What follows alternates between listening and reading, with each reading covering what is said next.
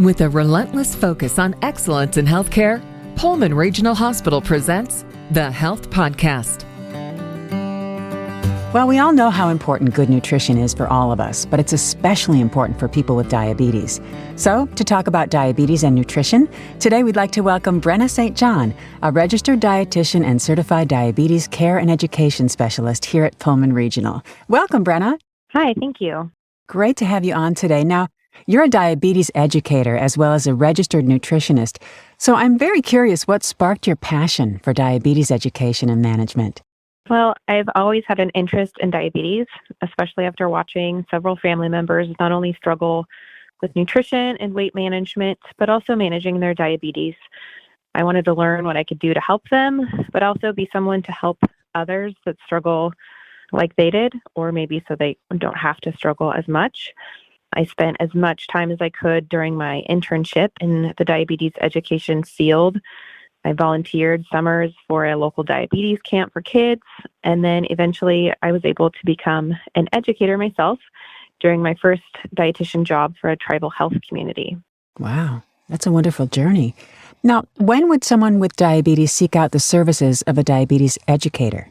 Well, I would love to say that everyone with a diagnosis of diabetes, whether it's type 1, type 2, or gestational, would get a referral to see a diabetes educator. While diabetes is a very manageable condition, it can be a lot of information to learn in the beginning. We also live in a world with a lot of misinformation about nutrition and diabetes, and that can cause a lot of confusion for people, which complicates their ability to manage their diabetes and live their lives. Yeah, a lot of people going online and getting misinformation, right? Correct. A lot. So what can patients expect during an appointment with a real diabetes educator? Patients can expect to feel like they have gained a support person in their healthcare team.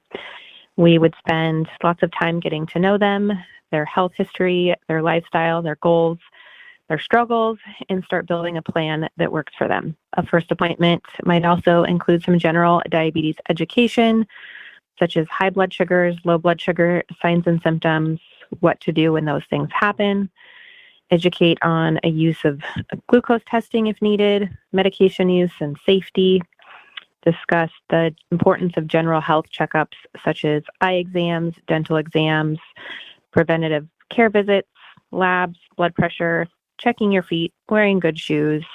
And I can't speak for all educators, but I can tell you that our team at Pullman Regional won't tell you that you can't have a certain food that you enjoy and usually won't give you a structured meal plan. We would provide a guide for meal planning, ideas, recipes.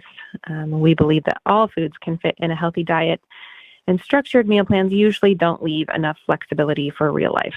Our goal would be to help patients find sustainable, positive, and enjoyable changes that don't take up all of their time to manage and make it easier to manage, leaving more time to focus their attention on whatever else is important to them in life.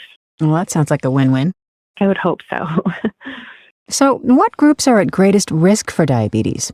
Groups that have a higher risk of developing diabetes are those with a family history of diabetes, especially if you are African American, Hispanic or Latino, American Indian, or Alaskan Native person. Other risk factors might include having a history of gestational diabetes and just having a sedentary lifestyle. Can you define for those who don't know what gestational diabetes is?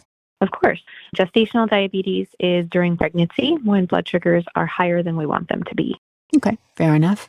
Now, can you tell us a couple of things that people can do, if anything, to prevent diabetes? Of course. I love this question. I worked with a national diabetes prevention program for quite a few years, and they have done tons of years of research on just that question. And it comes down to two primary things that people can do. If you are overweight, losing just 5% of your body weight, and then increasing your physical activity to 150 minutes of moderate exercise a week, which comes down to about 30 minutes, 5 days a week. When you say moderate exercise, are you talking about walking? What other things? Walking is a great example. It's simple, it's easy, it's free. So that's my best example to get started, is just walking. Okay, so it doesn't have to be a heavy regimen of strength training or, miles in, right? No. We would recommend maybe strength training twice a week if people can, But to get started, walking is a great start. I always joke telling people that you don't have to train for an Ironman. We just have to start moving our bodies. Yeah. Somebody once told me, every muscle, every day. Just give it a little love. Is there anything else you'd like to add to our conversation, maybe particularly talking about children and diabetes? Sure.